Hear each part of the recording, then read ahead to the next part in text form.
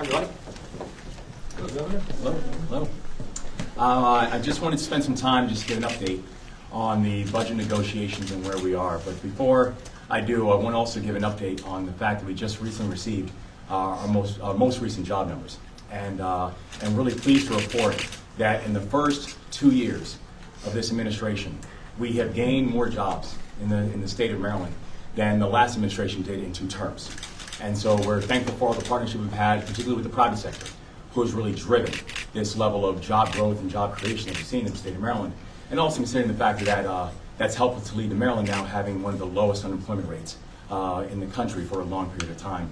But we also see that there's another dynamic that we have to take seriously and we know is in place right now, and that is the new impact of the Trump administration, where in just the 8 weeks that the Trump administration has been on board, we have seen the disastrous impacts that we have seen on Maryland's economy, and that includes now having thousands of workers, now federal workers, now unemployed inside the state of Maryland, that we have seen this on-again, off-again trade war that is taking place, that is having horrific results on the Port of Baltimore, on the fact that the Port of Baltimore is one of the largest roll-on, roll-off ports inside the entire country, and are now watching significant amounts of uncertainty.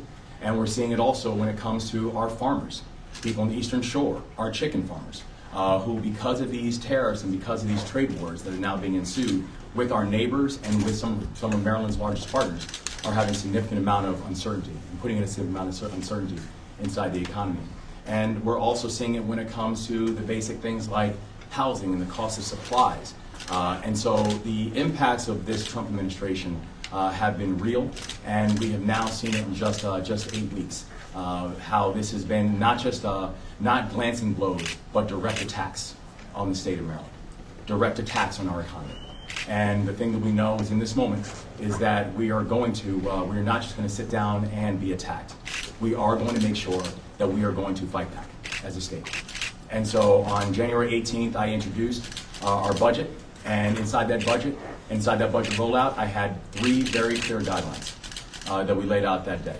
The first was that we need to reform the tax code, and we cannot do it on the back of middle-class families.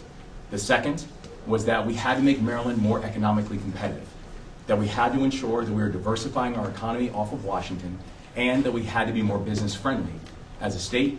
And then the third thing that I laid out was that we needed to make sure that we were investing in our people. Those were the 3 guidelines that I laid out when we first introduced our budget on January 15th. That is exactly where I am to this day, and we have not moved and will not move from those 3 guidelines. We had very productive conversations with the General Assembly, with both the House and the Senate, to ensure that we're going to accomplish and hit every single one of those benchmarks by the time we get to the close of session. But I did want to also say that there are a few things that will not be included inside of that final budget.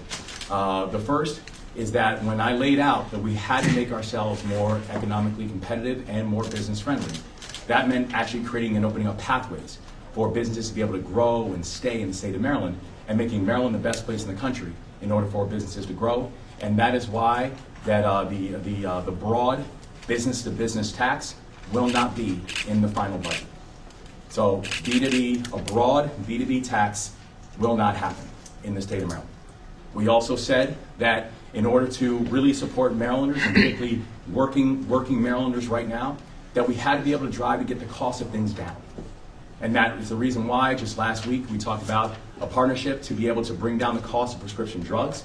It's the reason that we've introduced a housing bill this year, the Housing for Jobs Act, which ensures that we can increase inventory and bring down housing costs. But also, we've got to impact and we've got to bring down the cost of what people are seeing inside of the grocery stores and inside of the markets. And that's why things like the soda tax will not happen in the state of Maryland, and the soda tax will not be included in the final budget. And so we've been working very closely with members of the General Assembly. And I want to give a special shout out to Speaker Jones and to President Ferguson and their staffs, as well as also acknowledging the hard work that we've been doing in partnership with Chair Atterbury, with Chair Barnes, and also Chair Gazone. That we're grateful for the chance to be able to make sure that every single benchmark that I laid out is going to be hit by the time we get to close conclusion. And I also want to be clear with every member of the General Assembly, and that includes both our Republican and our Democratic colleagues inside this work, that the guidelines that I laid out for how we're thinking about the budget, whether it is making sure that we are reforming the tax code and making it easier for middle-class families in the state of Maryland and not putting the burden on middle-class families, whether it is talking about how we are going to make Maryland more economically competitive and business-friendly, or whether it's making sure we're going to invest in our people. Those are also the three guidelines that I will look at any bill that makes it to my desk. And in order for any bill that makes it to my desk to get a signature, it has to hit those criteria, period and full stop. And so we'll have more details later on, but I just want to say that I'm looking forward to these next weeks. But to also be very clear that this would be a hard session in normal times. And these are not normal times. The assault that we are seeing right now, the direct assault that we are seeing from the federal government is unprecedented. But I want the people of our state to know that even in this moment of crisis, that this administration, we're going to meet that moment of crisis with courage, and we're going to be okay. So, thank you all so much. Governor, how does your line on B2B differ?